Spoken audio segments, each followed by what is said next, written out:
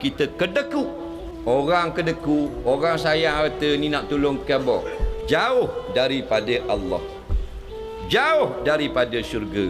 Walaupun janggut panjang 15 km. Walaupun dia pegang tasbih besar bola tenis.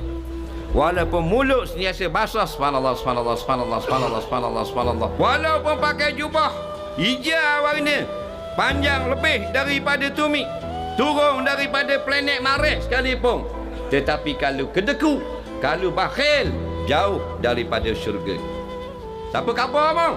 Nabi SAW sebut dalam hadis, orang yang kedeku hartanya, sayang nak bersedekah, berkira dengan kawan-kawan, berkira dengan anak cucu sendiri, berkira dengan agama kita sendiri, maka orang ni jauh daripada Allah, jauh daripada manusia, jauh daripada syurga, dan dia hampir masuk ke dalam api neraka. Kalau tok guru, ustaz, kalau kedeku, jangan mengaji dengan dia. Suai.